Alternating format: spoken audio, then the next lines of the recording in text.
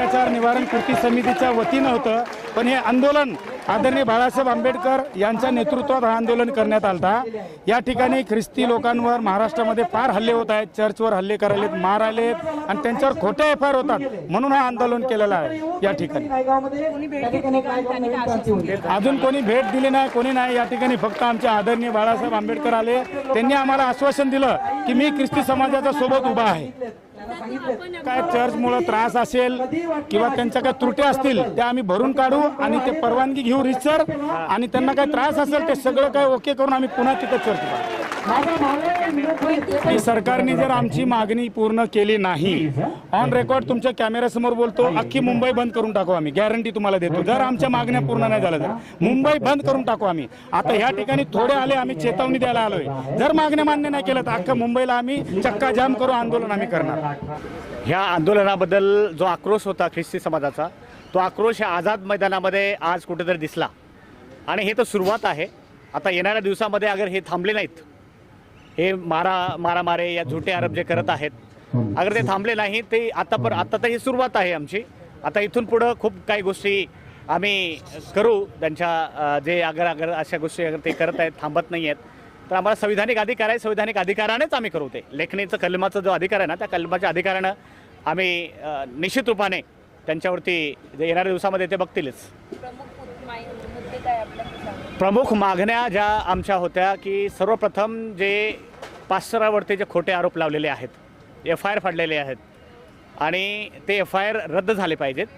दुसरी गोष्ट, जे चर्चेसवर हमले करत आहेत आणि ते हमले 3-4 लोक जातात आणि पूर्ण चर्चमध्ये हमला करतात, ते कुठेतरी हे झालं पाहिजे। अगर तुम्हाला काही प्रॉब्लेम आहे, समस्या आहे, अरे बाबा तुम्ही काही नेते नाही आहेत या तुम्ही काही संविधान नाही आहे, कायदा नाही आहेत, तुम्हाला ठेकेदारासारखं येत आहे आणि चर्चवरची हमला करतायत, तुम्ही आहेत कोण? तुम्ही प्रशासनात, शासनात कोण आहात?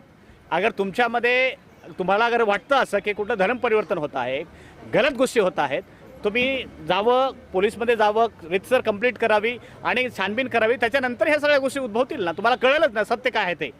परंतु हे जे प्रोपोगंडा चालला आहे ते कुठेतरी थांबलं पाहिजे। त्या थांबण्याच्या ह्याच्यामध्येच आम्ही सर्वजण इथं जमलेले आहोत आणि आमचा आक्रोश जो आहे तो सरकारला आहे, कारण ह्या गोष्टी सरकारने बी थांबवाव्यात, कारण की त्यांचे चेले चपाटे आहेत, त्यांनी ह्या गोष्टी थांबवाव्यात। जर सरकारने आपल्या आंदोलनाला दुर्लक्ष केलं तर आपली पुढची भूमिका कशी असेल? आता सरकारने जर ह्या आंदोलनाला दुर्लक्ष करण्याचा प्रयत्न केला तर खरोखरच आता आपण इथं आलेलो आहोत, त्याच्यानंतर धरणे आंदोलन प्रत्येक ठिकाणी, प्रत्येक जिल्ह्यामध्ये ह्या सगळ्या गोष्टी उद्भवतील आणि याचे प्रतिसाद निश्चित रूपाने पडतील। प्रत्येक जिल्ह्यामध्ये इथंच नाही तर मग दिल्लीपर्यंत जाऊ, कारण संविधानाने अधिकार दिलेला आहे आणि तो अधिकार आम्हा सर्वांना घेऊन चालणारा आहे आणि जे फंडामेंटल राईट्स आहेत प्रत्येकाचे, आणि ते आम्ही संविधानिकरित्या मोर्चे करू, धरणे आंदोलन करू, इथंच नाही तर दिल्लीपर्यंत जाऊ।